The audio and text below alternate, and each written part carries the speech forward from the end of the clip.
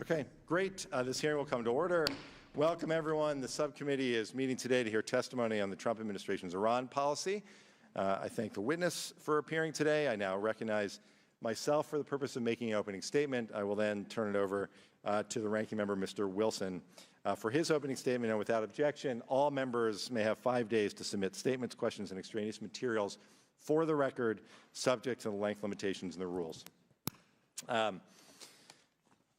Mr. Hook, thank you very much for testifying today. This committee has many questions related to U.S. policy toward Iran, and we welcome the opportunity to hear directly from the administration. In recent weeks, relations between the United States and Iran have grown increasingly tense. This committee is fully aware of the many challenges posed by Tehran. Iran plays a destabilizing role in the region by propping up Bashar al-Assad in Syria, supporting Houthi rebels in Yemen, threatening our ally Israel, and supporting terrorist groups like Hezbollah and Hamas. Iran also continues to unjustly imprison American citizens, including Babak Namazi and his father Bakr, who is, I would point out, 83 years old and in poor medical condition. Xiu Wang, whose health is deteriorating rapidly, and Bob Levinson, my constituent, who went missing in Iran in March 2007 and is now the longest held American hostage. To this day, Iranian leaders refuse to acknowledge their responsibility for Bob's disappearance and have not fulfilled promises of assistance in locating and returning Bob to his family. Congress stands in solidarity with those Americans and others detained in Iran. The Iranian government's behavior is appalling, and my colleagues and I unequivocally condemn its dangerous actions. This committee also has serious concerns, however, about the administration's Iran policy, its execution, and its unintended consequences.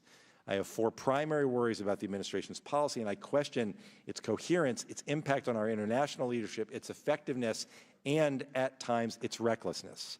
First, the objectives of the administration's policy are incoherent. Today, Mr. Hook, I understand you will say the administration seeks new negotiations with Tehran based on 4 pillars: Iran's nuclear program, its expansive ballistic missile capabilities, its support of regional proxies, and its arbitrary detention of U.S. citizens.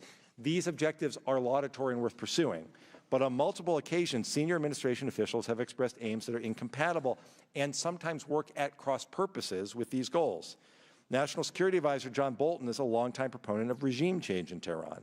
He continually questions the utility of negotiating with Iran and frequently indicates that the Iranian regime will not be in power in the coming years. President Trump regularly, including on a recent visit to Japan, said he is opposed to regime change. He has offered to negotiate with Iran without preconditions and claims that he seeks a deal solely to end Iran's nuclear program. But in a May 2018 speech, the Secretary of State, Mike Pompeo, outlined 12 conditions that Tehran must fulfill, many of which are unrelated to the nuclear issue. So therefore, there is serious confusion about the intentions of Iran policy and whether Mr. Bolton, President Trump, and Secretary Pompeo are working at cross purposes or even to achieve the same objectives.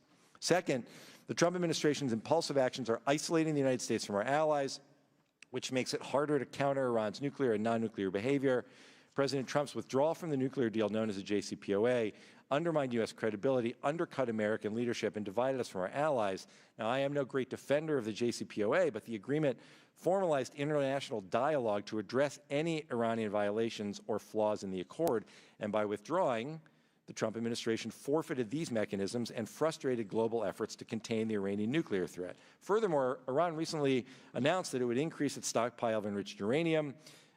Rather than confronting Iranian violations or addressing gaps and sunset concerns in the deal in concert with our allies and partners during negotiations, we instead face the challenge now with a fractured international community.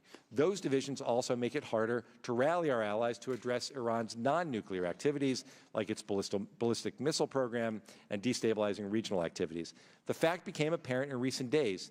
It is highly likely that Iran twice attacked civilian ships in the Gulf over the last month, but Congress would like to see that evidence before stating it as a fact. But these attacks are unacceptable and should unite the international community. However, as the administration sought to build a broad coalition to respond, close allies like Germany and Japan responded with skepticism, while adversaries like Russia and China signaled their support for Iran and stated that they would continue to develop ties with the Islamic Republic rather than lead a unified international response to an attack on global commerce. The Trump administration is having trouble convincing even our closest allies to push back on Iran. Third, despite the administration's claims, maximum pressure policy is ineffective. By the administration's own standards, deterring Tehran and countering further Iranian nuclear development. Those are the standards. And we've not seen success. The approach appears based on this assumption, that faced with massive sanctions, Tehran would capitulate, change its policies, and accede to U.S. demands. In fact, the opposite has occurred, as Iran escalated its regional and nuclear activities and rejected new negotiations.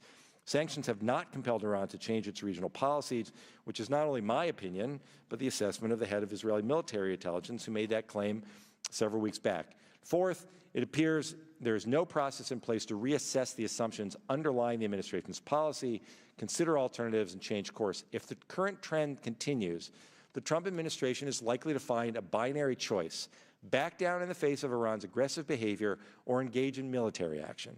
And rather than force Iran back to the negotiating table, the administration's policy is increasing the chances of miscalculation, which then would bring the United States and Iran closer to a military conflict. And even more troubling, the administration seems to be suggesting that military action is covered by the 2001 AUMF, which I'd remind the administration there's broad bipartisan agreement that that's not the case.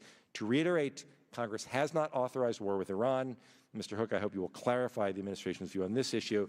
And finally, I would just close by pointing out that the challenges posed by Iran are too grave, the risk to our international alliance is too important, and the lives of our service members too sacred for Congress to abdicate its oversight responsibility and endorse a policy that we don't understand, that confuses our allies, and most importantly, that risks U.S. national security. And with that, I will turn it over to the ranking member, Mr. Wilson. Thank you, Chairman Deutsch, for calling this timely hearing. I'm grateful that we will be joined later today by the Republican leader, Mike McCall. His presence underscores how important the hearing is today. And thank you to our distinguished witness, Mr. Brian Hook, the U.S. Special Representative for Iran, for your testimony before the subcommittee today. Iran has been a persistent threat to the United States since the Islamic Revolution of 1979. The Iranian regime is inherently hostile to the United States, and when the mullahs in Tehran chant "Death to America, death to Israel," they mean what they say, and they publish on billboards in English across the country the same chant of "Death to America, death to Israel." The Iranian regime's hostility to the United States, our interest in allies around the world, has continued unabated since 1979. Its most recent iteration came in the form of Iran's attack on oil tankers in the Gulf of Oman this past weekend. This latest attack, like all other Iranian attacks, was not the result of any one policy or another. United States policy did not cause Iran to become the world's #1 state sponsor of terrorism. Iran has been engaged in this kind of behavior since the current regime in Tehran came to power. This kind of behavior is not an aberration or escalation. It is a hallmark of the Iranian regime's statecraft. The notion that the Iranian regime somehow would moderate to a point in which it would no longer support such malign activity has proven false. When Iran finally felt the economic benefits of sanctions relief under the terms of the flawed nuclear agreement, did it cut back its support to the malign activity around the world? No. Instead, Iran doubled down on support of terrorist groups. It continued racing ahead and developing the ballistic missile program. It exploited the breathing room paid for by the international community to prop up the Assad regime in Syria and increase its influence in places like Yemen and Iraq. That's part of the reason that the Trump administration withdrew from the nuclear agreement and reimposed sanctions on the Iranian regime. Initially, the Iranians believed that they could wait out the administration's maximum pressure.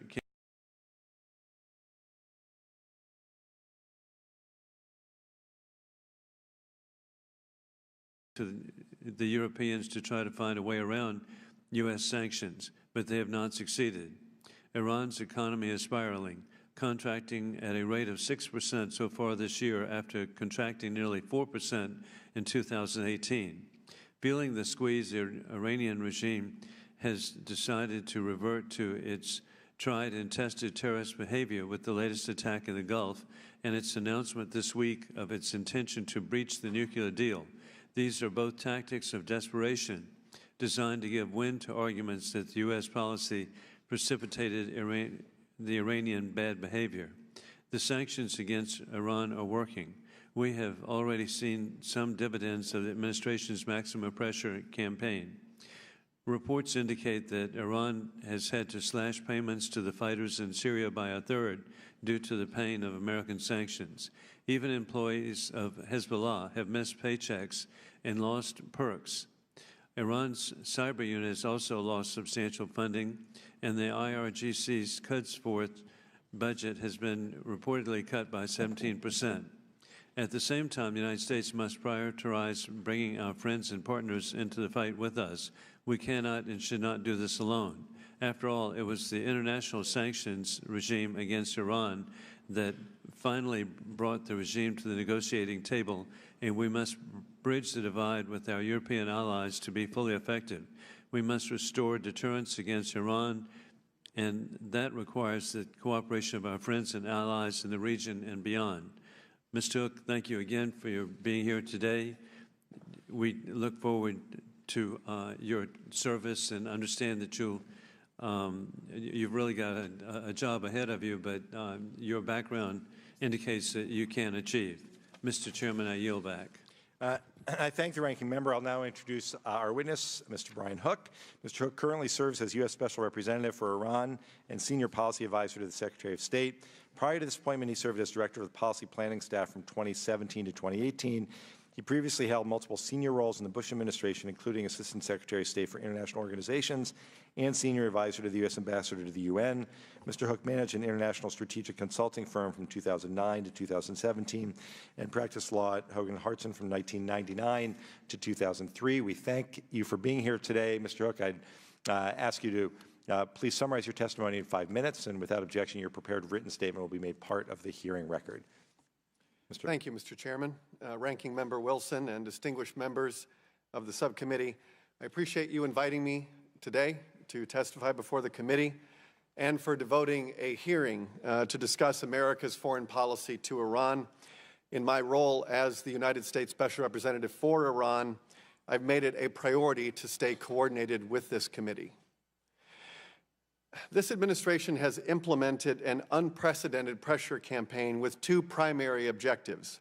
First, to deprive the Iranian regime of the money it needs to support its destabilizing activities.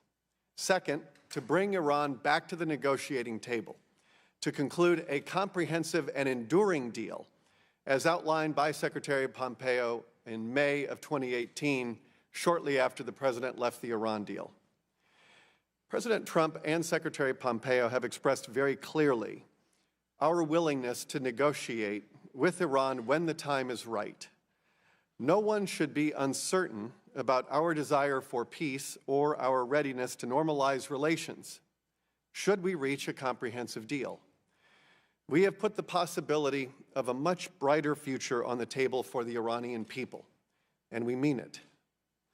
The comprehensive deal we seek with the Iranian regime should address four key areas: its nuclear program, its ballistic missile development and proliferation, its lethal support and financial support to terrorist groups and proxies, and its arbitrary detention of U.S. citizens, including, as Chairman Deutsch pointed out, Bob Levinson, who was your constituent, as well as Siamak Namazi, and Xiuye Wang, and others. Over a year ago, Secretary Pompeo laid out 12 demands describing the negotiated outcomes that we seek. We did not invent this list. In fact, the requirements that the Secretary laid out simply reflect the wide extent of Iran's malign behavior, as well as the global consensus that is reflected in multiple UN Security Council resolutions that were passed from 2006 up until around 2011. Before we reimposed our sanctions and accelerated our pressure, Iran was increasing the scope of its malign activity. It was emboldened by the resources and legitimacy that the nuclear deal granted. This includes engaging in expansive missile testing and proliferation, activities that I can confirm did not diminish after implementation of the nuclear deal in 2016. And Iran also continued after the deal to detain innocent American citizens. Iran also deepened its engagement in regional conflicts, intensifying, prolonging, and deepening the conflicts.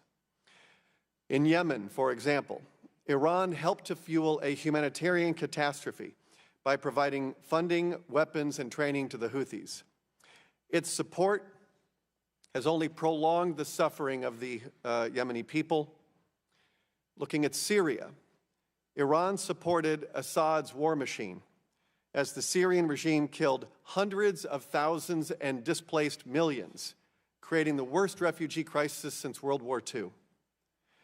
Under the cover of the Syrian civil war, Iran is now trying to plant deep military roots in Syria and to establish Syria as a forward-deployed missile base to threaten Syria's neighbors, especially Israel. In Lebanon, Iran uses Hezbollah for many decades to provoke conflict with Lebanon's neighbors, threaten the safety of the Lebanese people, and imperil prospects for stability. Our pressure is aimed at reversing these trends. Today, by nearly every metric, the regime and its proxies are weaker than when our pressure began. Shia militant groups in Syria have stated that Iran no longer has enough money to pay them, as much as they have in the past. Hezbollah and Hamas have enacted unprecedented austerity plans due to a lack of funding from Iran. In March, Hezbollah's leader Hassan Nasrallah went on TV and made a public appeal for donations. Hezbollah has placed piggy banks in grocery stores and in retail outlets seeking the spare change of people. We are also making it harder for Iran to expand its own military capabilities. Beginning in 2014, when the deal was near completion, Iran's military budget increased every year through 2017. When we put our pressure into effect starting in 2017 and 2018, in the first year we saw a reduction in Iran's military spending by 10%, and in March, their most recent budget has a 28% cut in defense spending, and that includes a 17% cut for IRGC funding. The IRGC's Cyber Command is now low on funding, and the IRGC has told Iraq's Shia militia groups that they need to start looking for new sources of revenue. Our pressure campaign is working. It is making Iran's violent and expansionist foreign policy cost prohibitive. And I would say that our policy at its core is an economic and diplomatic one. But Iran has not responded to this in a diplomatic fashion. It has responded to it with violence. And we very much believe that Iran should meet diplomacy with diplomacy, not with terror, bloodshed, and extortion. Our diplomacy, our economic pressure, and diplomatic isolation do not entitle Iran to undertake violence against any nation or to threaten maritime security. Happy to wrap it up there unless you'd like me to finish. I want to be respectful of the time limit. Thank you, Mr. Hook. We appreciate your yielding back and appreciate your testimony. I'll start the questions. Mr. Hook, the Iraq War was not that long ago. I wasn't in Congress when the Bush administration was making its claims about weapons of mass destruction. Many of us weren't here then, but John Bolton was. As Undersecretary of State for Arms Control, Bolton made misleading or false statements about biological weapons in Cuba, weapons in Syria, and of course, about Iraq's development and stockpile of WMDs. Before entering the White House, he advocated for preemptive strikes against North Korea and Iran. So you can understand why many of us are uneasy when we read articles that quote former U.S. intel officials about shoehorning intelligence to fit a certain policy, or former State Department officials saying, the pattern that I've seen with Bolton then and subsequently is that he has established quite a track record of cherry-picking intelligence information that serves whatever case he's going to make. Mr. Hook, I know Mr. Bolton is not the only one driving policy, but I'm trying to lay out exactly why, despite our strong desire to take the Iran threat seriously and stop Iran's dangerous activities, there are legitimate concerns about taking the administration at its word. I appreciate that in your testimony that the policy is to avoid conflict, but there are a lot of people who fear that the policy is to provoke Iran, so the U.S. has no choice but to respond. And our job here in Congress is to make sure that we do not put U.S. men and women in harm's way without a darn good national security reason. So when Secretary Pompeo lists recent attacks, quote, instigated by the Islamic Republic of Iran and its surrogates against American and allied interests, and includes a bombing in Kabul that the Taliban had already taken responsibility for. And nearly every expert is surprised by the claim. We as elected representatives of the American people deserve to know what's behind that claim. Secretary Pompeo told the Senate Foreign Relations Committee, and I quote, there is no doubt there is a connection between the Islamic Republic of Iran and al-Qaeda, period, full stop. The factual question with respect to Iran's connections to al-Qaeda is very real. They have hosted al-Qaeda. They have permitted al-Qaeda to transit their country, close quote. I would refer you, Mr. Hook, to the 2001 authorization for the use of military force, in which it says, the President is authorized to use all necessary and appropriate force against those nations, organizations, or persons he determines planned, authorized, committed, or aided the terrorist attacks that occurred on September 11, 2001, or harbored such organizations or persons in order to prevent future acts of international terrorism against the United States by such nations, organizations, or persons.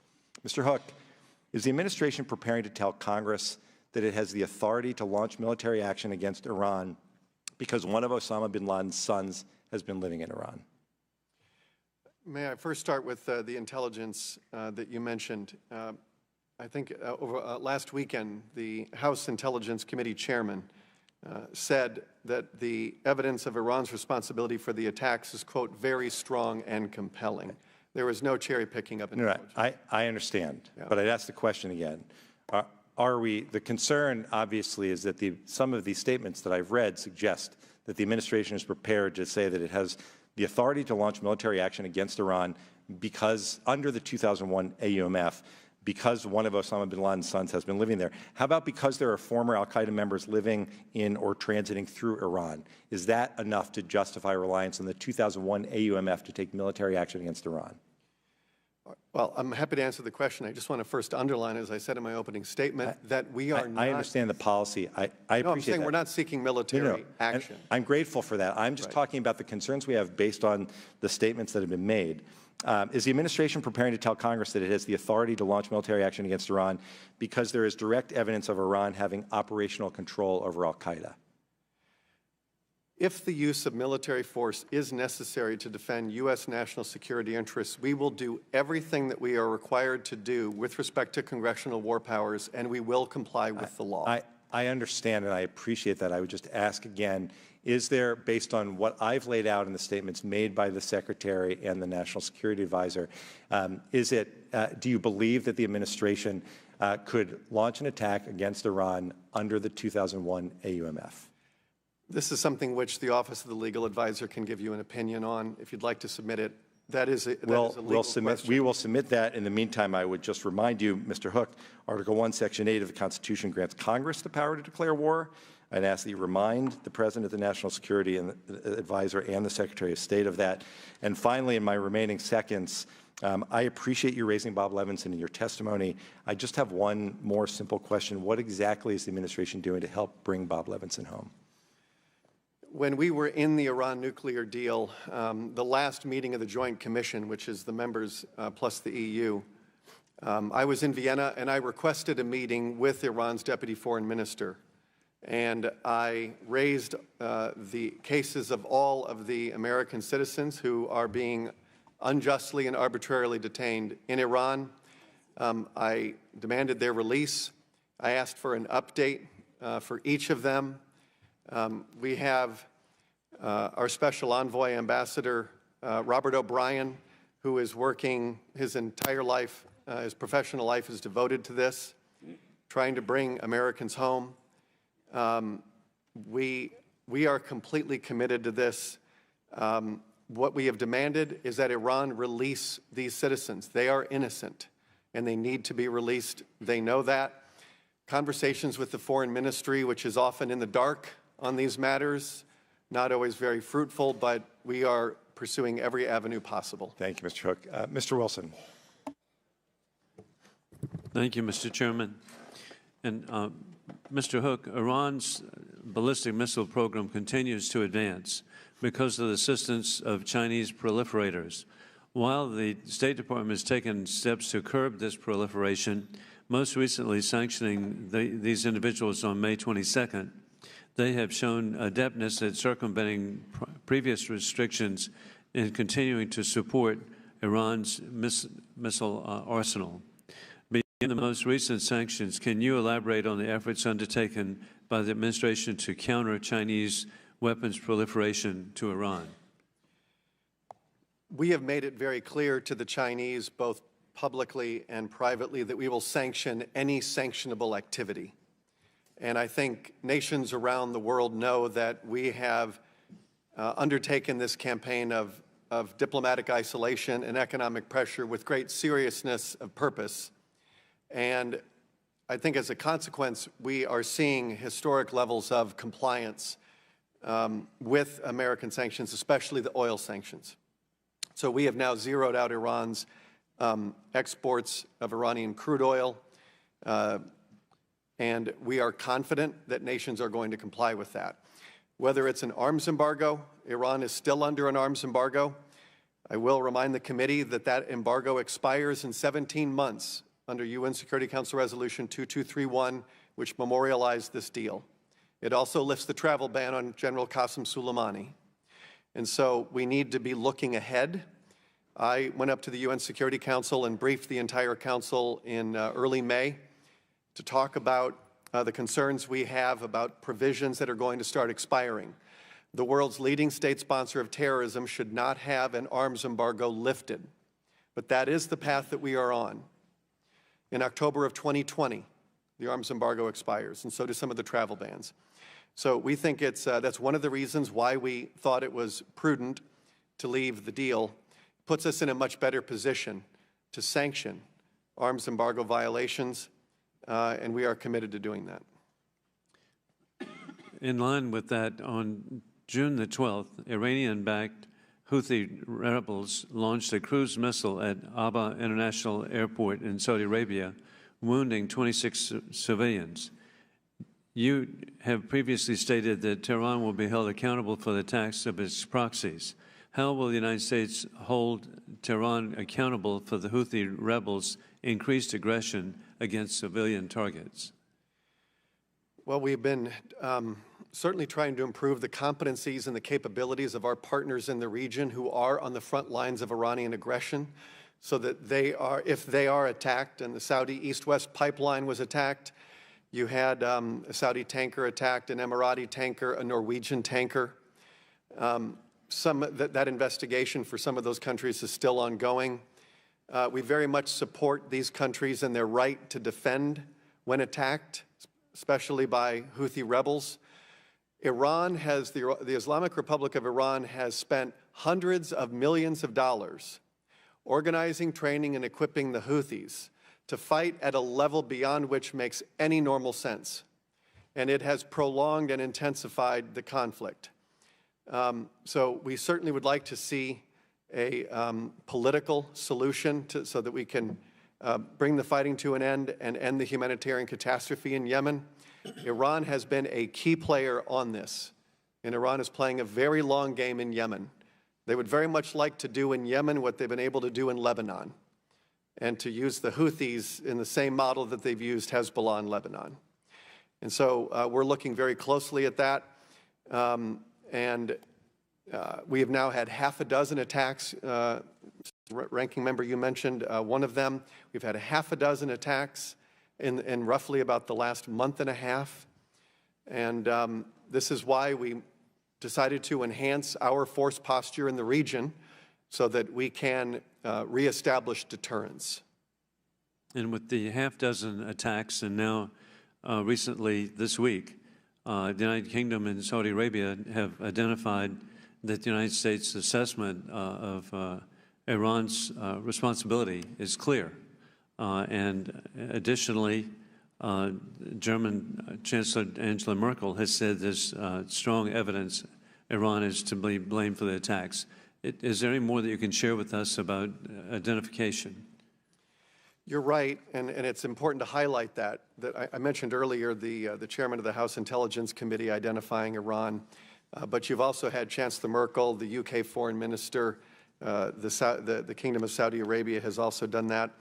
I can just add some new information to this. Our intelligence confirms that Iranian vessels operating in and around the Strait of Hormuz on June 12th and 13th approached both the Front Altair and the Kokuka Courageous before each vessel suffered explosions. We assess this activity as consistent with an Iranian operation to attach limpet mines to the vessels. And I can also say that a senior IRGC official confirmed that IRGC personnel had completed 2 actions. So we're going to keep doing what we can to declassify intelligence without compromising sources and methods. But those who have been able to see the intelligence, and you've mentioned many of those people, all come away without any question that Iran is behind these attacks. Thank you very much. Thank you, sir. Thank you, Mr. Wilson. We're joined by the chairman and ranking member of the Foreign Affairs Committee, and I'll recognize Mr. Engel for 5 minutes. Thank you, Chairman Deutsch. Ranking Member Wilson, thank you for calling this hearing, and Special Representative Hook, thank you for appearing here today. I have been among the biggest critics of the Tehran regime in Congress. I didn't vote for the JCPOA because I felt it didn't prevent Iran from having nuclear weapons. It only postponed it. I didn't like the fact that they would be awash with cash to continue their terrorist activities. Iran is the world's most prolific state sponsor of terrorism. Its support for the Assad regime, its abysmal record on human rights, its imprisonment of Americans, and all this harmful behavior has isolated Iran and made them a threat to our security and that of our allies and partners. These destabilizing and dangerous behaviors must end. And frankly, Iran's recent attacks on tankers in the Straits of Hormuz and the Gulf of Oman are setting the region on a course to war. We obviously need to de-escalate this situation before the worst happens. However, the administration's most recent steps seem to be pushing us more toward confrontation than negotiation. The carrier group rushing through the arms sale to Saudi Arabia, and we did a lot of work on that in this committee last week, coming up with a phony emergency to circumvent Congress and get these missiles to Saudi Arabia, putting more boots on the ground for supposedly defensive reasons, all framed by increasingly belligerent rhetoric. It does bother me because we should be trying to prevent confrontation. So I want to tell you what I see, Mr. Hook. I see a growing risk of miscalculation. I see more and more scenarios that could spark a conflict that could lead to the United States stumbling into war. And what I'd like to hear from the administration is the clearest possible statement that the United States is not looking for a war with Iran and how we can get Iran back to the negotiating table. And if we can't hear that from the administration, I want to make it very clear, Mr. Hook, that military action against Iran without the approval of Congress is absolutely not an option. Congress has co-equal powers under the Constitution.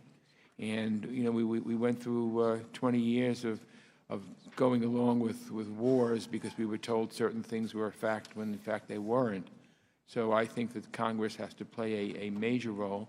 And the AUMF of 2001 has no relevance to the situation with Iran today. And I will resist the administration using that as an excuse to go to war. If the administration sees a threat that requires military force against Iran, your first step is right here on Capitol Hill. There is no law, no aging authorization from another conflict, that's the 2001 AUMF, that could apply to war against Iran. the administration would need prior authorization from Congress before going to war. So I want to just make my position very clear and say that my opinions of the Iranian regime have not changed. They're dangerous. They're the most dangerous regime in the Middle East, and they're the #1 state sponsor of terrorism. But that's not an excuse for the United States to plunge into another war without congressional approval. Let me ask you this, Mr. Hook. Secretary Pompeo said last week that Iran was conducting these attacks in the Gulf to convince the United States to lift its, and I quote him, successful maximum pressure campaign, unquote. While sanctions and other forms of pressure have undoubtedly hampered Iran's economy, there's little indication they have changed the behavior of the Iranian government or reduced Tehran's regional influence. So how would you define success in terms of the maximum pressure campaign? In my opening statement, I presented a number of things that we are seeing in the region that suggest that Iran's proxies do not have the financial means that they used to under the Iran deal because our sanctions are denying the regime historic levels of revenue. Iran provides Hezbollah, Mr. Chairman, I'm sure as you know, 70% of its operating budget. That's $700 million a year. The leader of Hezbollah in March had to make a public appeal for donations. It's the first time they've done that in their history. You have Shia proxies in Syria saying to the New York Times, the golden days are gone and they're never coming back. Iran does not have the money that it used to. I mentioned there has been a 28% cut to Iran's military budget in March. During the Iran nuclear deal, Iran's military spending reached record levels. So our sanctions are working, and they are denying the regime the revenue that it otherwise would spend on Hamas, Palestinian Islamic Jihad, Hezbollah, Shia proxies in Syria, Iraq, the Houthis in Yemen, underground groups in Bahrain. And so that's a very good thing. It is also the case that Iran has never come to the negotiating table in its 40-year history without pressure. And prior administrations have, sorry. So can I, no, I'm sorry. I didn't mean to cut you off, but I want to, it's in reference to what you're saying now. So is our ultimate goal, or is the administration's ultimate goal, to compel Iran to negotiate? And does your strategy match the intelligence community's assessment on how to get Iran to negotiate? It does. It does. It does. Okay. Well, thank you, Mr. Chairman. I think my time is out. Thank you, Chairman Engel. Ranking Member McCall, you're recognized. No, thank you, Mr. Chairman. Ranking Member, I have a very brief statement. I have a couple of questions. Just last week, Norwegian and Japanese oil tankers lawfully traversing the Gulf of Oman were attacked by Iran. We've all seen the evidence for ourselves. This was Iran's second attack on international shipping in weeks. Moreover, Iran attempted to shoot down a U.S. surveillance drone in the area. These attacks were no coincidence. Within days of the administration's announcement, they would no longer grant waivers for Iranian oil.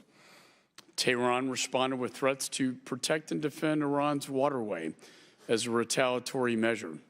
This spring, Iran displayed propaganda on a billboard in downtown Tehran showing United States and Israeli ships being sunk in a battle. The billboard read in English, Farsi, Hebrew, and Arabic, "We drowned them all." Total propaganda, not to mention the fact they fired a rocket at our embassy in Iraq.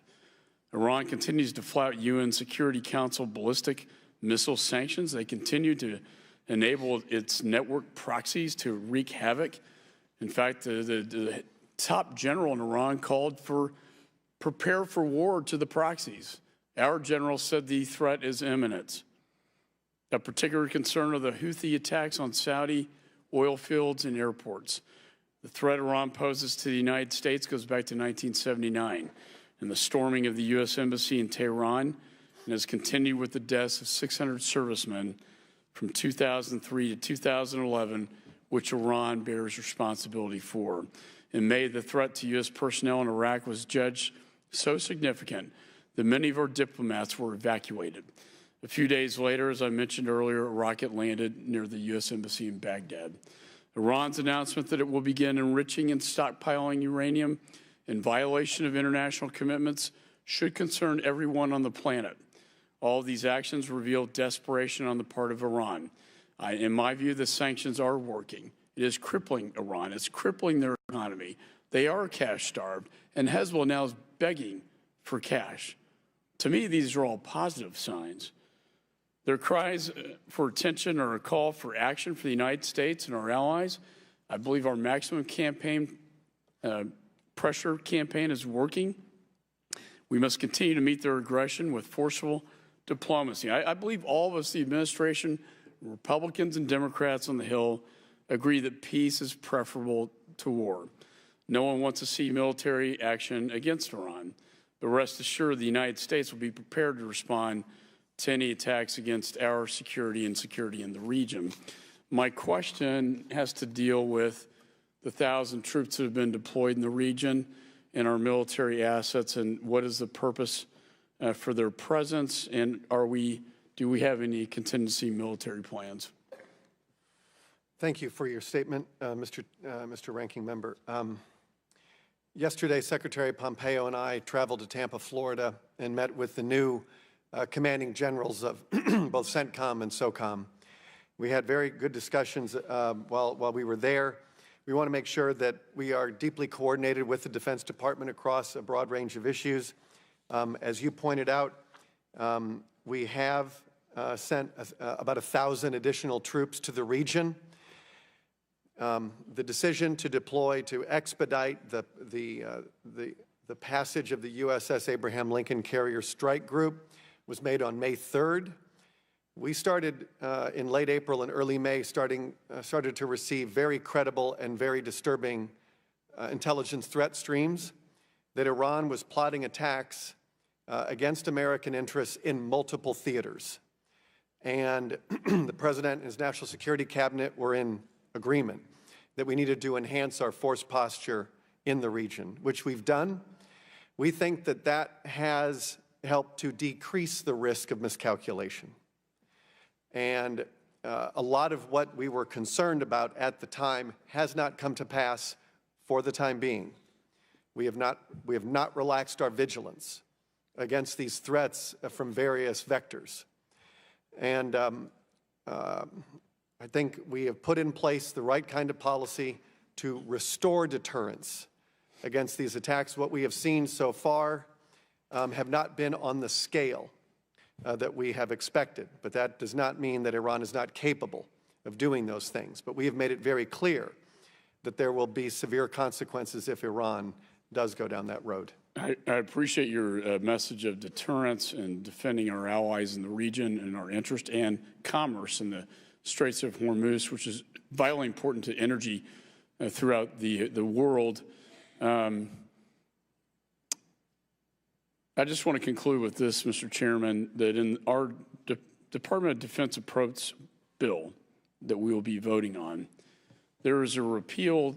You talked about the AUMF, and I think it is something this committee, if God forbid we do go to war with Iran, which I don't think will happen. I think I think as Churchill talked about, weakness invites aggression. Reagan talked about strength through peace, peace through strength. You're showing strength. But in this DOD approach bill, it repeals the 2001 AUMF without a replacement. That would mean, Mr. Chairman, that all global counterterrorism operations worldwide will be unauthorized by Congress. I think this is a very dangerous move. I think we should reconsider that bill that's going to be voted on this week before the Congress, and with that, I yield back. I thank Ranking Member McCall. Mr. Trone, you're recognized. Thank you, Mr. Chairman, and thank you, Secretary, for your service. Like my colleagues, I'm concerned about what looks like deliberate attempts by the U.S. To be on a war footing with Iran. I'm not convinced it's an effective way to bring Iran to the negotiating table, if that's indeed what President Trump wants. But I'm also interested in what's our end game. There's roughly 40 million of the 80 million folks in Iran that are on the young side, 25 to 54. They're going to be here a long time. and many of those folks have very pro-American attitudes. How do we seek to work with those younger folks that have a pro-American attitude for a better future for them, yet still hold a tough line with the regime while letting the others know we're open? Thinking long-term, 5, 10, 20 years down the road would be a better move than just thinking about short-term. What are your insights in this area? It's a very good question. The longest suffering victims of the Iranian regime are the young people of Iran. And whenever there have been major protests, the regime has responded with brutality. And it has been very hard for an organized opposition to emerge in Iran in the way that Solidarity emerged in Poland. So, in fact, much of the energy that you see in Iran today is through the women's movement and protesting the mandatory compulsory wearing of the hijab. As you sort of look at our new foreign policy to Iran, it certainly has a diplomatic piece. It has a piece to restore deterrence. One of the most important pieces has been standing with the Iranian people. I recently, a few months ago, taped a video message to the Iranian people outside of the Iranian embassy, which is on Massachusetts Avenue. And I contrasted how we have taken care, the State Department, under its obligations, international obligations, has maintained this embassy. The Iranian regime has turned our embassy into a museum of the Islamic Revolution with "Death to America" spray-painted in signs around the embassy. The Iranian people do not believe in "Death to America." We believe, as you said, that they are pro-American. And this regime has divided, I think, the Iranian people and the American people in ways that obviously for 40 years have been tragic, I think, for the Iranian people. We're going to continue to stand with them. Much of what we're demanding on that list of 12 are the same demands the Iranian people are making. They don't want to see this regime spend billions of dollars to fund Assad, who uses chemical weapons, while they are struggling at home. We have seen them gravely mismanage their natural resources. I released a report in September of last year. To the best of my knowledge, it's the first report issued by the federal government documenting the environmental destruction of this regime over the last 40 years. I'll give you one example. When this regime came to power, there were 6 ancient dams and 7 modern dams. That was in 1979. Today, there are 600 dams that have been built. They're largely job projects for the IRGC. So the elite get richer and the poor suffer. And so we call these things out. And so when you look at the drought that has plagued all of Iran, it is compounded by this regime's mismanagement. It is a kleptocracy. It is a corrupt religious mafia that serves its own interests and robs its own people blind. Quickly, let's turn our attention to Egypt. The tankers that go and bring the illicit crude oil from Iran to Syria through the Suez. In March, the Wall Street Journal reported the Egyptian authorities blocked the crossing of at least one tanker. But in May and June, there's been a sharp increase of these shipments of oil despite the escalation of sanctions. Has Egypt become less cooperative in its efforts to prevent illicit Iranian oil shipments from passing through the canal? And in the state's view, does Egypt have an obligation to prevent the oil shipments passing through the canal? You've asked the right question. It's a very good question. I have made trips to Egypt. Secretary Pompeo has. My colleagues on the National Security Council have traveled there to discuss the very issues that you've raised. Egypt does have to administer the Constantinople Convention as the operator of the Suez Canal. It has certain obligations and responsibilities under that convention. We have had many discussions with them about that. Now that we have zeroed out imports of Iranian crude oil, any oil that is moving on the waters, unless it's going into floating storage or something like that, but if it's leaving Iran and it's not going to floating, and it is going to a country, it's illicit. And we we have sanctioned it. We have already sanctioned some illicit oil, and we will continue to do that.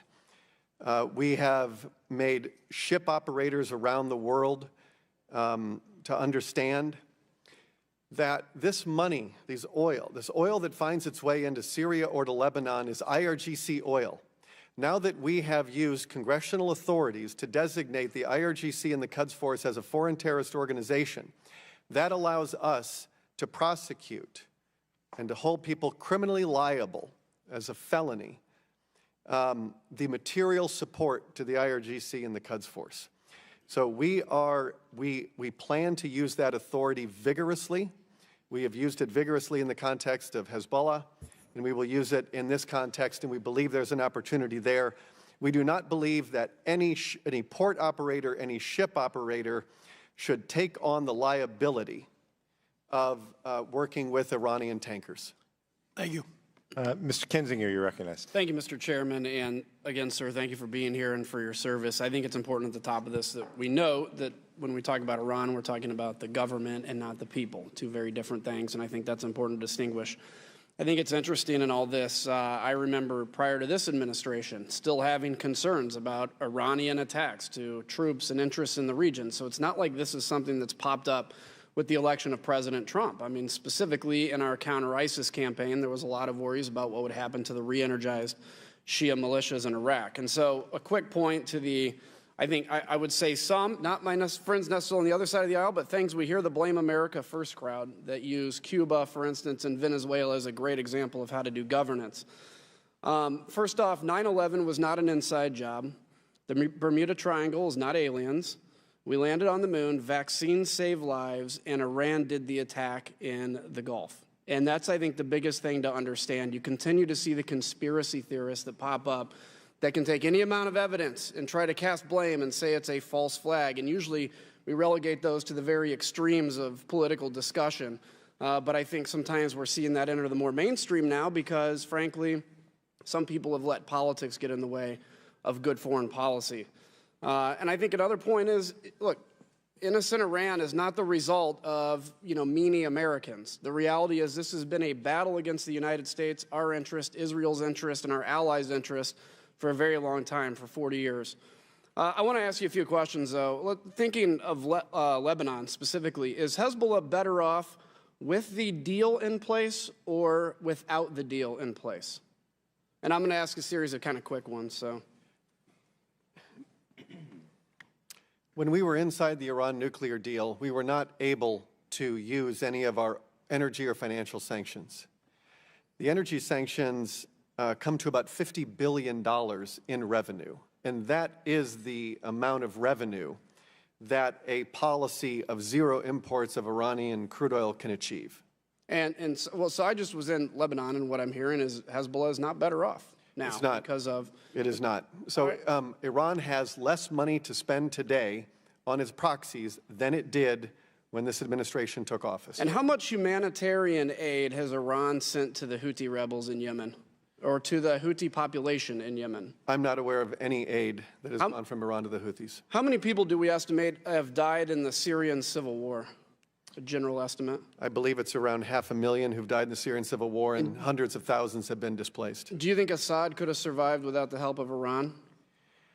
I think it's a very open question. It's certainly that Iran deployed 2,500 IRGC fighters, and they recruited 10,000 fighters from Afghanistan and Pakistan and other parts, so that together that's 12,500 troops that Iran organized.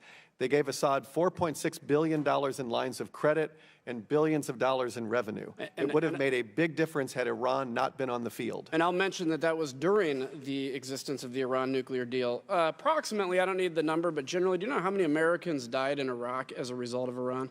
603 Americans were killed by Iran. That is 17% of the total casualties during the Iraq War of Americans who were killed. Do you know in the last, say, 20 years, how many U.S. military open strikes have we done in Iran? 0. Do you, let me ask you another, do you see strong nations that are confident in their future sabotaging oil tankers? Is that a typical kind of thing? It is not a pattern of behavior we've detected in the region. Has the U.S. ever put limpet mines and sabotaged oil tankers? No.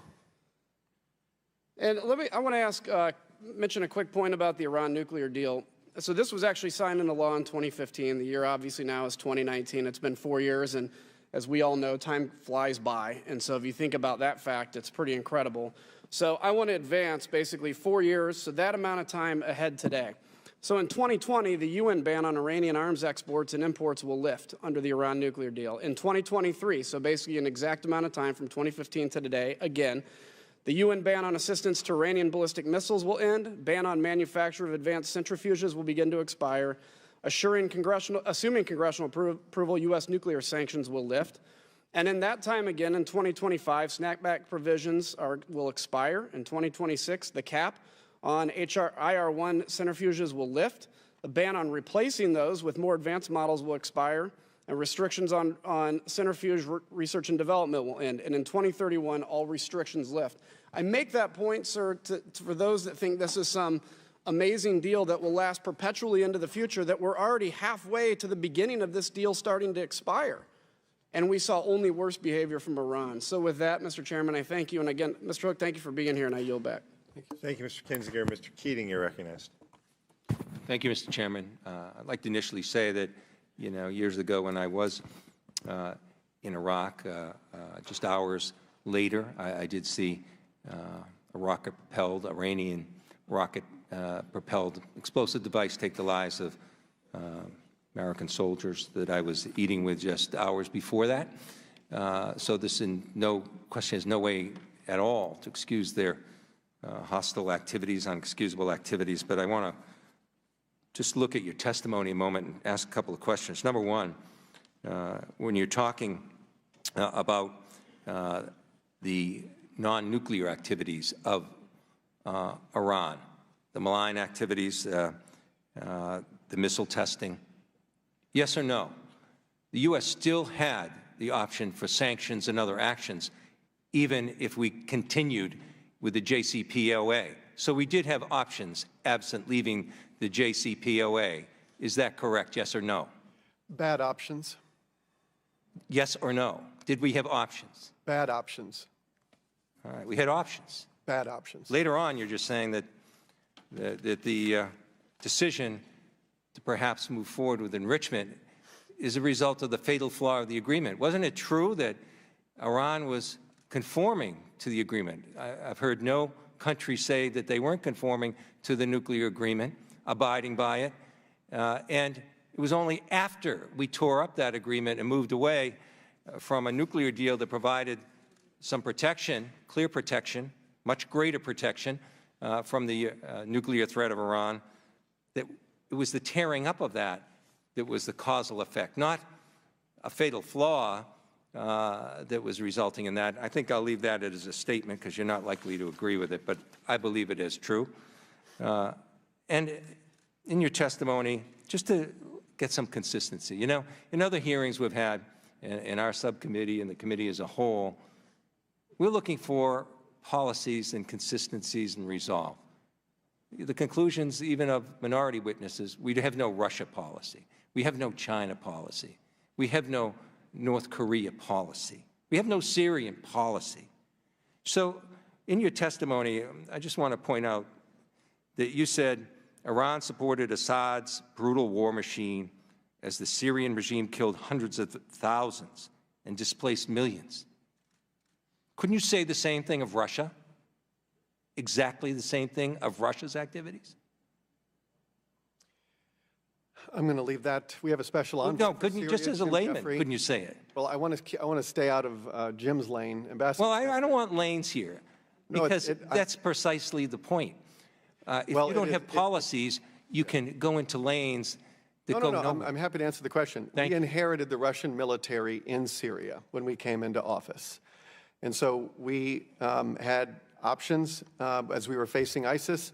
The president made as his #1 priority the defeat of ISIS. He and Secretary Mattis put into effect a policy that achieved that objective.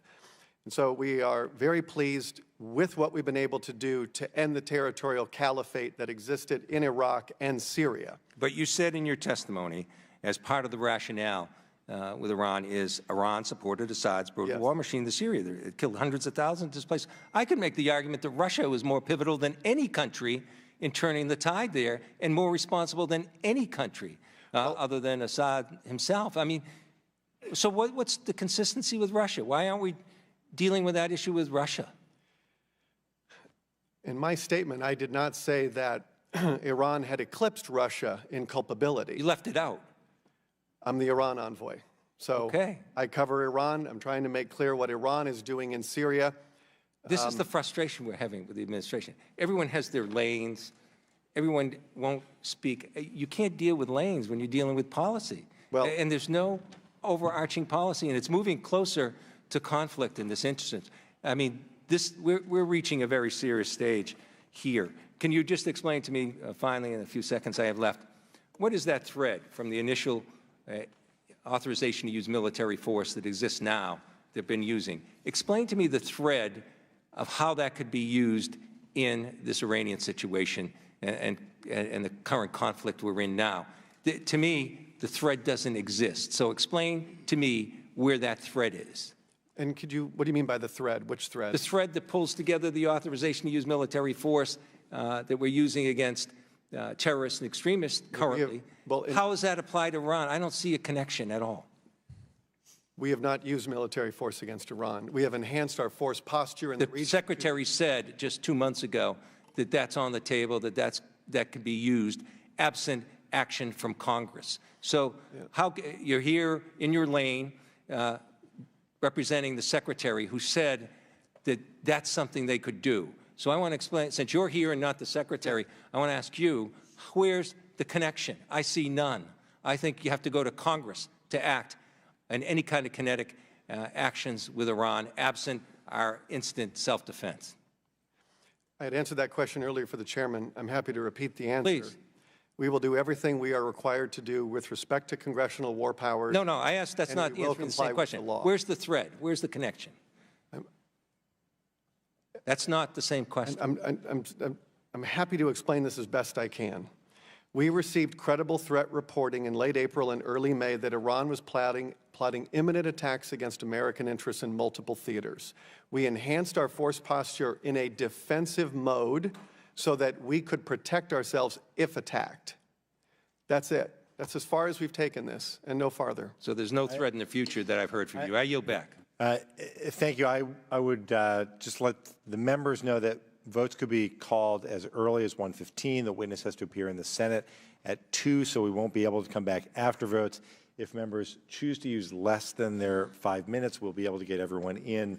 I leave that up to you. Mr. Zeldin, I recognize you, please. Thank you, Mr. Chairman, and Mr. Hook, thank you for being here. There was strong bipartisan opposition to the Iran nuclear deal. In this room, I asked Secretary Kerry why the deal was not being submitted as a treaty. The reason was because they were not able to get it passed. That was Secretary Kerry's answer to the question here in this room. There are flaws with the Iran nuclear deal that many have acknowledged in a bipartisan fashion, as Mr. Kinzinger was just discussing with regards to the sunset clauses that are fast approaching. The verification regime. We were told by President Obama, Secretary Kerry, this deal was not built on trust, it was built on verification. They never read the verification regime. I am a member of Congress. None of us have read the verification regime that was entered into between the IAEA and Iran. There are flaws with the verification regime, but we don't even know the full extent of everything that was agreed to. And then third, all of the non-nuclear bad activities, or the malign activities, many which we've gotten into. By withdrawing from the Iran nuclear deal, much of the leverage is coming back to the table that brought the Iranians to the table in the first place. I'm not surprised at all to see Iran acting out as they're feeling the pressure. They're feeling the pressure from the sanctions. They feel pressure from hardliners within their own country. Some of it is related to the domestic politics, plus they are the world's largest state sponsor of terror, and they have other ambitions. Understanding the scope of the malign activities, non-nuclear activities include test-firing intercontinental ballistic missiles. The intercontinental is not for Israel. The intercontinental was meant for us.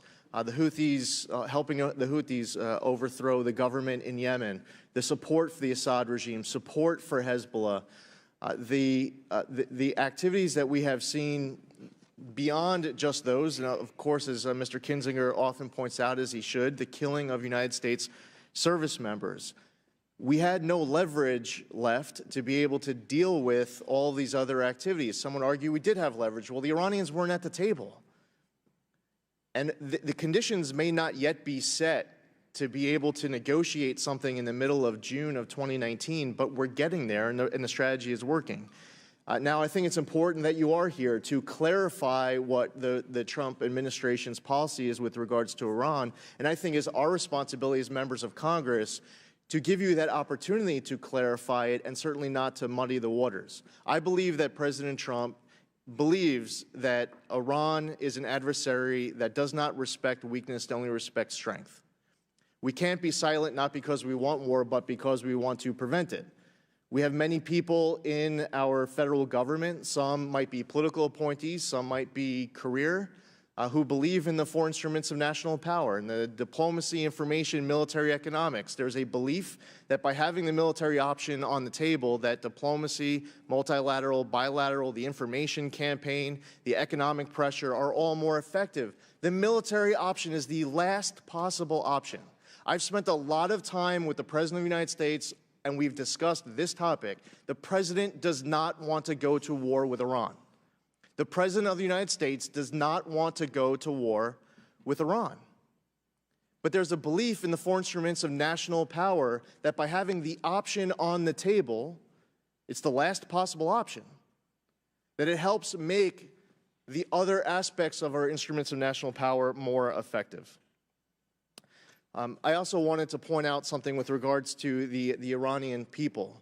There are millions of Iranians who are great, freedom-loving people who want a better future for their country, and there is no one more motivated in the entire world to have a better direction for their country than those many millions of Iranians who right now, talking about young Iranians and the impact that they're feeling, young Iranians, we're talking about people under the age of 50, 55, people their entire lives and their kids' entire lives have only known this brutal regime that oppresses its own people. With the brief time that we have left, have there been any ways prior to exiting the JCPOA that Iran violated the letter of the JCPOA? Could you say that one more time? Before we withdrew from the JCPOA, are there any examples of Iran violating the letter of the JCPOA? For example, assembling additional advanced centrifuges, which Annex 1, Paragraph 61 prevented, or exceeding IR6 centrifuge allowances, or twice going over the heavy water amount that the IAEA acknowledged, or refusing access to military sites. Yes, I remember when I was in Vienna for the meeting of the Joint Commission, I had raised some of these issues. There have been what I have called tactical violations of the Iran nuclear deal. We have not seen a material breach. The regime has recently threatened material breach of the Iran nuclear deal. Best I can do to answer that question. Yeah, I think it's just important to note, and my time is up, that there have been violations of the JCPOA that a lot of people may not be aware of. Yield back. Thank you, Mr. Zeldin. Mr. Sherman, you're recognized. Thank you, Mr. Chairman. It is a tragedy that the nation that gave us the first human rights document, the Cirrus Cylinder, a nation that has been at the forefront of world civilization for 4 millennia, is ruled by this regime. We need democracy in Iran, but it will not come from an American military force. It will come from the Iranian people. There is discussion, Mr. Hook, of possible military action against Iran. Is it the administration's position or understanding that they need to abide by the War Powers Act, which limits the power of the president to deploy our troops into hostilities? I think let me first just say, to echo your first point, let's be very clear. The future of Iran will be decided by the Iranian people. Can't say that enough times. And I would add that the United States has in the past sponsored democracy conferences, reached out through the State Department, Bureau of Democracy, Human Rights, and Labor, and that America can provide some assistance to those working for democracy in Iran.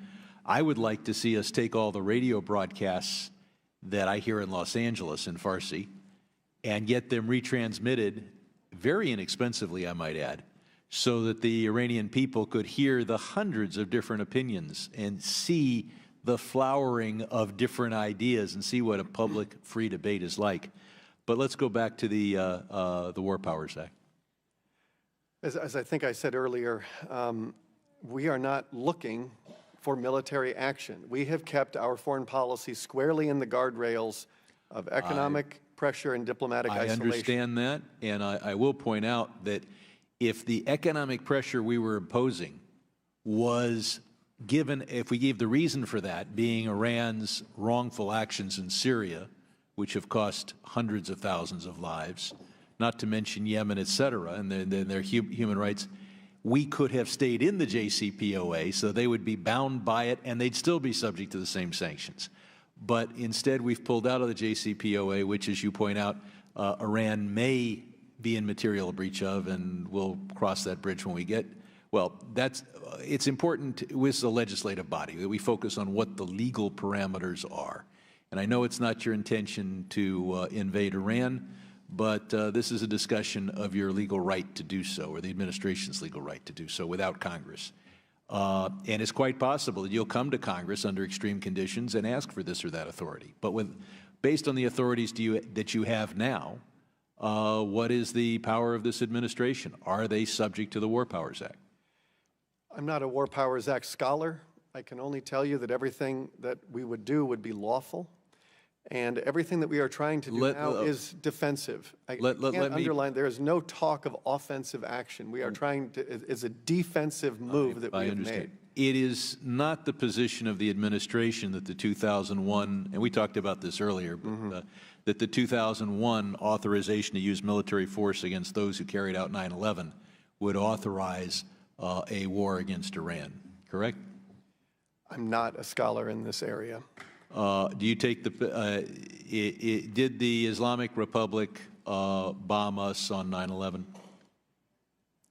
Did the Islamic Republic bomb us Is the Islamic Republic one of the entities responsible for the deaths on 9/11?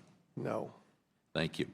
I would point out that we have had legal scholars in this room talk about the War Powers Act, and those who claim it's unconstitutional have said, however, that the power of the purse is critical and decisive and binding. And I would point out that we will this week pass a defense appropriations bill that contains a provision that we first put in there in 2011 when I offered it as an amendment. We've been able to get it into the base text, so nobody's talking about it because we don't have to vote on it, that says that no monies can be spent in contravention of the War Powers Act.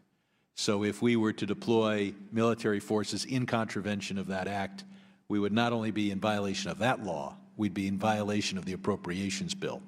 So I hope very much that we work together to change the policy of this regime short term, particularly with regard to Syria and the Strait of Hormuz, and longer term that we bring democracy to Iran. I yield back. Thank you, Mr. Reschenthal. You're recognized. Thank you, Mr. Chairman, and thank you, Mr. Hook, for being here today. As a veteran of the Iraq War, I sat face-to-face in the courtroom with members of al-Qaeda, terrorists who had made and planted IEDs, and murderers. I saw firsthand the successes and the failures of U.S. foreign policy in the Middle East. While our political, military, economic, and technological advantages are unmatched, Iran remains one of the greatest threats destabilizing the globe. As the world's largest state sponsor of terror, Iran continues to sow chaos in Yemen through the Houthi proxies, continues to fund Hezbollah in Lebanon and across the world, continues to prop up the Assad regime in Syria, and chants death to America in its capital of Tehran. Mr. Hook, can you explain the larger strategic benefits and goals of the U.S.-Saudi relationship and the negative impacts of abandoning that relationship as it pertains to U.S. national security interests in Iran? I think you see our foreign policy emerging quite clearly in Riyadh. The president's first trip overseas was to Saudi Arabia. They had brought together, I want to say, 55 Arab Muslim nations. It's one of the largest gatherings that anyone can recall. The president spoke, King Salman spoke, and we talked very much about the need to confront extremism and to counter extremism. And we also want to, as part of burden sharing, America, the experiences that you described, there are so many people who can talk about that in our military. And we are doing everything we can to expand burden sharing. And that requires improving the capabilities of our regional partners so that they can be a counterweight to Iran. And that reduces the burden on us to provide the levels that we've done historically. And so whether it's Saudi Arabia or UAE or Jordan, Israel, a number of countries in the region, we very much want to see them in a position of strength and in sovereignty. Iraq, we very much want to see Iraq strong, stable, and sovereign. We want the Iraqi military to have a monopoly on military force. We do not want to see the PMF, especially those that Qasem Soleimani organizes, trains, and equips, to be stronger. We don't need two states within a state. We don't need two militaries within a state. That is what we have in Lebanon. This is the foreign policy agenda of Iran. It is to try to create two militaries and two states within a state, and to stoke sectarian identities, catalyze sectarian identities, and dissolve national identities. When we talk about like how Iran destabilizes the Middle East, this is what we're talking about. Iran pours sort of this, it adds this religious dimension to political conflicts, which has increased bloodshed and suffering. And so, to the extent that our policy is denying Iran the revenue and a lot of the capabilities it has to support these proxies, that improves the situation in the Middle East. Thank you, Mr. Hook. I yield to my colleague from New York. Thank you. Mr. Hook, so is it true that in February 2016 and November 2016 that Iran had acquired more heavy water than they were allowed to under the JCPOA, according to the IAEA? I can give you the specific answer to that, but we had registered concerns that, and I believe that could be a yes or a no. I believe the answer is yes, that they had increased the stockpiling of heavy water. That's correct. And and we had I had raised that when we were in Vienna. It's a while ago now. Isn't it true that Iran had acquired more than the necessary amount of IR-8 centrifuge rotor assemblies for R&D purposes, with 16 times more capacity than the IR-1 to enrich uranium? Our Assistant Secretary, Chris Ford, will be able to answer that specifically. I don't have that answer in front of me. We're happy to give you the answer. I would like you to know that, so please, if you can also speak to Mr. Ford as well, because you should be able to answer in the affirmative. Also, Iran, isn't it true that they assembled more IR-6 centrifuges than they were allowed to under the JCPOA? I believe that is the case. We have a bureau that does only this. I understand the point, and we had the back and forth earlier, but I think it's important for you to have these answers with regards to their violations while we were in the plan. Thanks. Votes have been called. We're going to keep going as long as we can. Mr. Liu, you're recognized. Thank you, Mr. Chair. Thank you, Mr. Hook, for being here. I agree with you that Iran is a malignant state actor. That is a totally different issue as to who is authorized to allow force to be used against another country. So under our Constitution, does the President have the power to declare war? I think this is a discussion. It's not a trick question. Again. Under our Constitution, does the President have the power to declare war? It's just a yes or no. Okay, all right. Let me make it really easy for you. Under the Constitution, Congress has the power to declare war, correct? It's not a trick question, sir. Have you read the Constitution? We will do everything we are required to do. Mr. Hook, have you read the Constitution? I have read the Constitution. Okay, under the Constitution, the framers gave Congress the power to declare war, correct? Just a yes or no. My understanding is that we're here to talk about Iran foreign policy, which I can do. Under the There is a Constitution, separate the hearing framers gave Congress... on war powers. I believe Okay. we should have... All right, there's a Mr. hearing Chair, on war Mr. powers. Chair, I'm going to stop this line of questioning. I'm going to submit the U.S. Constitution for the record. Without objection, Okay. Article 1. Now, Section let's 8. ask about crafting Iran policy. You would agree, wouldn't you, that in crafting Iran policy, or actually any policy in the State Department, you want employees who have expertise in that subject area, isn't that right? We have many experts on Iran in the State Department. Okay. And you have career employees that have worked in prior administrations, both Democratic and Republican, and they go through different administrations. It would not be appropriate to remove a career employee simply because they worked in a administration of a different party, correct? That is a personnel question that I would refer you to the personnel Not a trick department question. on. We don't remove career employees because they happen to be working in a prior administration. Isn't that right? Can you ask the question one more time, please? Okay, you have career employees that serve based on the administration, that execute that administration's policies. You don't remove them simply because it's a change of administration, right? We're not a political appointees, I'm a career employee. This is a personnel authorities question that I am not an expert in. So you think it's okay to actually No, I didn't remove a say career that. employee? You're asking me I'm not an HR. I'm I don't asking work really in HR. simple questions. No, but you're asking an HR question. I don't do human resources. All right. Is it appropriate to remove a career employee because of national origin? I have to assume that that would be inappropriate, but I'm All right, very good. We got you to answer one question. I'm going to have this committee give you an email. And it's an email that was sent to you on Tuesday, March 14, 2017, from Julia Haller, describing a career employee named Sahar Narazadeh.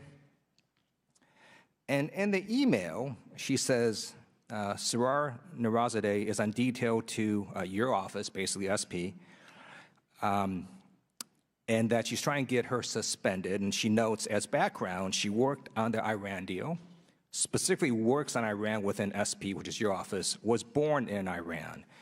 Are any of those factors relevant in removing a career employee from detail, sir? This is an email from Julia Haller.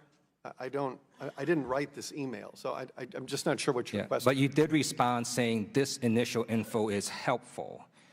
Is it helpful to know that a career employee worked on the Iran deal, works in your office, and was born in Iran? No, because if you look at I'm looking at this in real time now. It says this official permanently belongs to NEA as a career conditional employee. I asked, what does career conditional mean? Look, you said this initial info is helpful. Is it helpful to know her national origin? Congressman, as you know, there is an Inspector General report on this very subject that you're asking about. I am looking forward to the release of that report, and it would be improper for me to comment on this matter until that review has concluded. Okay, thank you. So Saudi Arabia is viewed by this administration not only as a U.S. ally, but also as a counterweight to Iran in the region. Is that correct? Saudi Arabia as a counterweight? Yes. They oppose Iran. Saudi Arabia is regularly attacked by an Iranian surrogate. Right. Okay. The UN today reported that the Crown Prince of Saudi Arabia should be investigated for murdering Jamal Khashoggi. Do you agree with our own CIA's assessment that the Crown Prince ordered the murder of U.S. resident Jamal Khashoggi?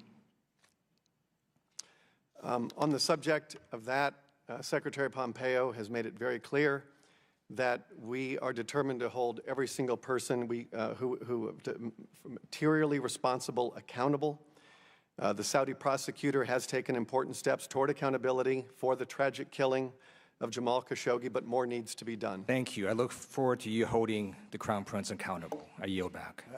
Thank you, Mr. Liu. Mr. Watkins, you're recognized. Thanks, sir. Thanks for being here, Mr. Hook.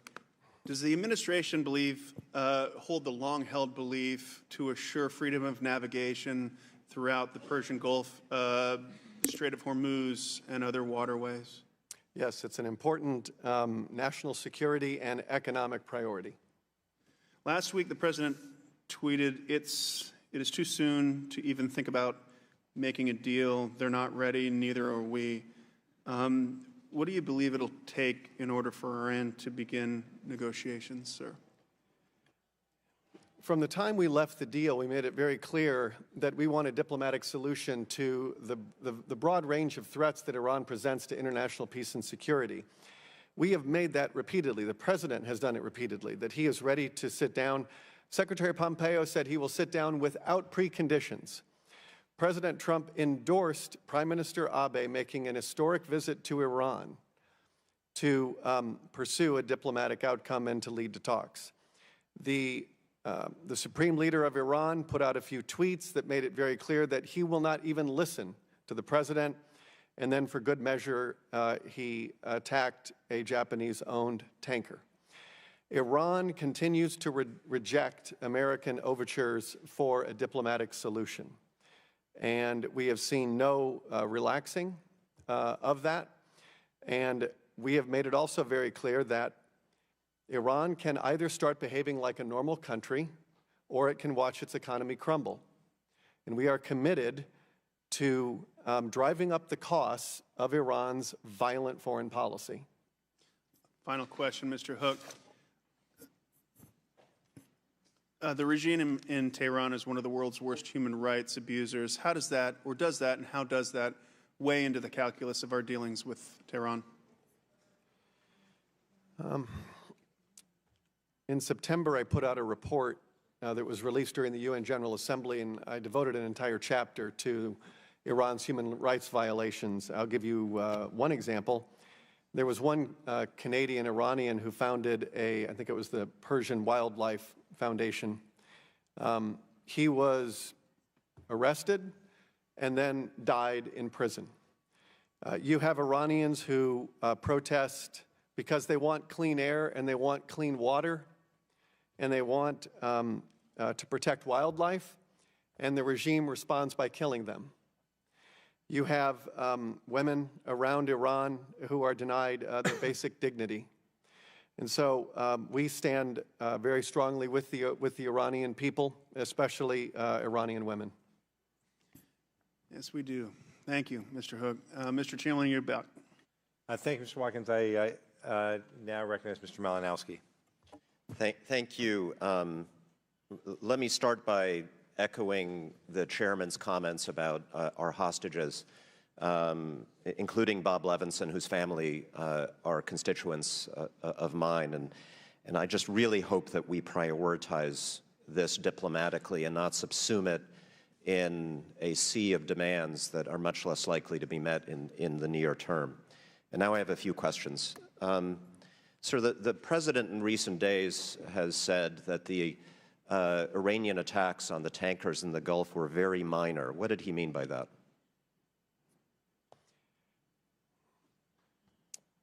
When you were looking at the sort of intelligence that we were seeing, and I don't know, Congressman, if you've seen it yet, but the intelligence that we were seeing were suggested attacks, I think, on a very significant scale, and that were also directed at American interests.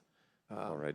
He also said that Iran is a much different country today than it was 2.5 years ago when, quote, I came to office. We're not hearing death to America anymore, he said. He seemed, and emphasized that his main interest is dealing with the nuclear issue. What does he mean by that?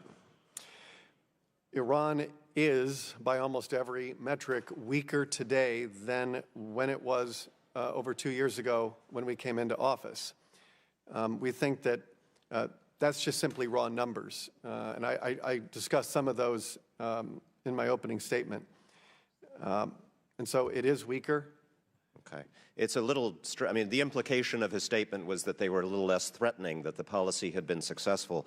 And I'm asking because I think there is a disconnect, if I may, between what we hear from different parts of the administration. When I listen to the President, it seems on most days that what he is primarily interested in is improving on the nuclear deal, which was obviously flawed, perhaps extending or eliminating the sunset clause, et cetera. What I hear from you is very different. What I hear from you is that our policy is to bankrupt Iran until they meet this maximalist set of 12 demands, until they become a normal country, as the Secretary Pompeo and you just said, demands that include basically cutting off ties with all of their proxy forces in the region, the nuclear issue just one small part of it. So which is it? Are we using these sanctions to improve the nuclear deal, or are we using the sanctions to fundamentally change the nature of the Iranian regime? You've mentioned one quote. I think you have to look at the quotes in their totality. We have quotes, but we also have speeches. And the President has also made a couple of addresses to the UN General Assembly, laying out in more detail some of these concerns that you talked about. Money is the sinews of war. And if we don't go after the money, Iran is able to fund its proxies, which then have direct consequences for American interests in the Middle East. Our goal is not, you had said it, I never said that we're trying to bankrupt the regime. I said that we're trying to make their foreign policy prohibitively expensive. And that's the right policy. It would be, I think, diplomatic malpractice to somehow encourage Iran to have more money so that they can spend on their proxies. But you're reaffirming your point, which is the purpose of the sanctions is to change their entire foreign policy. It's not just to deal with the nuclear issue. Let me read you a quote from another speech from Secretary Pompeo, who said, of the people of Iran will get to, quote, will get to make a choice about their leadership. If they make the decision quickly, that would be wonderful. If they choose not to do so, we will stay hard at this until we achieve the outcomes I set forward, the 12 demands. So basically, we're saying to the Iranian people, you have to change the entire foreign policy of your country, or we are going to continue these, what you refer to as crippling sanctions. That seems rather inconsistent with where the President is and somewhat hard to achieve.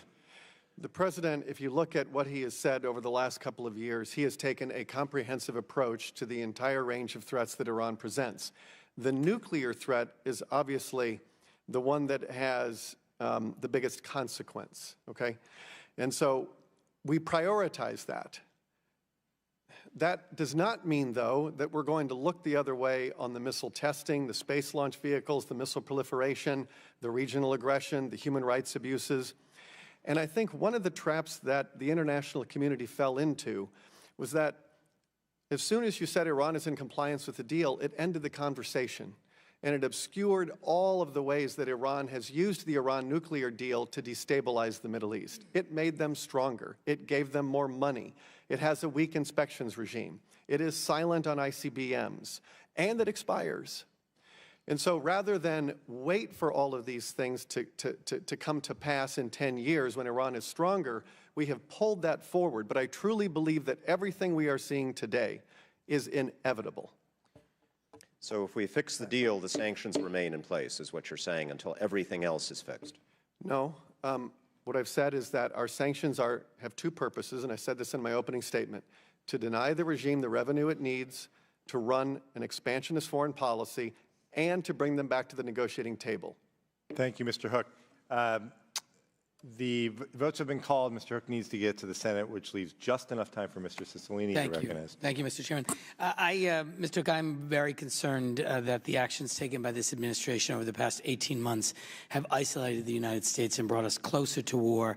Since we abandoned the JCPOA, there hasn't been any perceivable improvements in our position vis-a-vis Iran. In fact, the situation seems to have escalated considerably, and we're now isolated from our allies on this point. And I fear that there are people within the administration who see war with Iran as not only inevitable but desirable, a position I cannot fathom due to the destruction it would cause. I want to associate myself with my colleagues' remarks, particularly the chairman's, about the absence of an authorization to strike Iran under any existing AUMF or constitutional authorities. I'm not asking you to posit an opinion. I think the text of the Constitution is quite clear. And with respect to the notion that al-Qaeda is the basis, in the testimony that the Secretary Pompeo made, and where he tried to make that argument, it should be noted that, in fact, al-Qaeda and its affiliates are Sunni extremists who consider Shia, like Iran's government, to be heretics. And a 2018 analysis of declassified documents obtained during the 2001 raid on Osama bin Laden's compound found that al-Qaeda views Iran as a hostile entity. So this notion of that being authorization is clearly non-existent. But you said in your testimony that we have made, our strategy is working. Based on what? I'm happy to go over it again with you. I'll give you one example.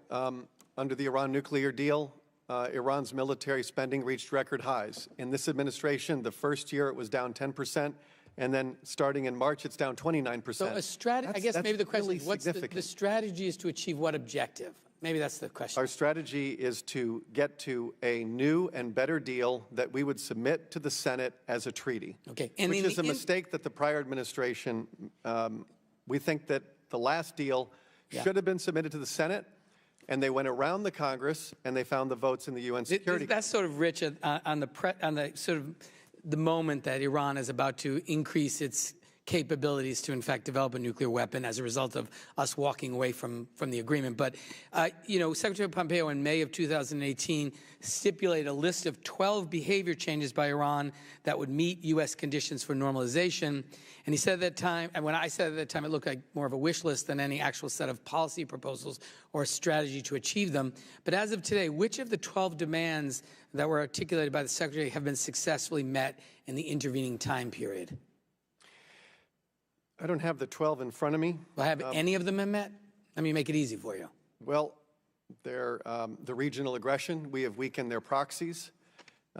We have also denied revenues to the regime to fund its missile program and its nuclear program. The regime is weaker today than it was, so it doesn't have the money that it used to spend on the areas that we are seeking change in. That's the nuclear, missiles, and regional aggression. But hasn't your argument been all day, and the administration's argument, their behavior has gotten worse? Isn't that the whole point? No. Iran still, even with very little revenue, has an asymmetric capability that terrorists have. The costs of the 9/11 operation were quite inexpensive. That is the advantage that terrorism has today. It's asymmetric advantage. And so it is the case that the regime has tens of billions of dollars of less revenue today than when it did before our sanctions took effect. That does not mean that we have eliminated their asymmetric threats. And Mr. Hook, do you believe, one of the issues that Secretary Pompeo included in his Iran policy proposal related to human rights, and I'm curious, do you believe that the president's embrace of authoritarian rulers such as North Korea's Kim Jong-un or Saudi Arabia's Mohammed bin Salman enhances or undercuts the human rights demands that Secretary Pompeo included in his proposal? I can speak to Iran, and in the case of Iran, he has coupled economic pressure with an off-ramp for diplomacy. The Iranians have rejected that off-ramp. That's not my question. My question is the administration and the president's in particular, his embrace of authoritarian rulers with a gross disregard for human rights, does that make our demand for human rights concessions from the Iranians more likely, less likely, or no impact? It seems hard to reconcile the two. I'm just wondering, as the person in charge of this effort, does that have some impact? I don't share the premise of your question when I look at the sort of pressure that we have put in place on authoritarian regimes. And the president, I think, and I can only speak to Iran, has made very clear that while we do have very strong economic measures in place, he has encouraged Iran to call so that we can begin talks. And our Secretary of State has said without preconditions. And we're also doing this while we're highlighting the human rights abuses of this regime. Thank you. My time has expired. Thank you, Mr. Chairman. Thank you, Mr. Cicilline. Mr. Hook, thank you so much for appearing before our committee today. We appreciate it. Thanks to the members who have come. Members will have 5 legislative days to submit questions or additional materials for the record. And without objection, this subcommittee is adjourned. Thank you, Mr. Chairman. Thank you.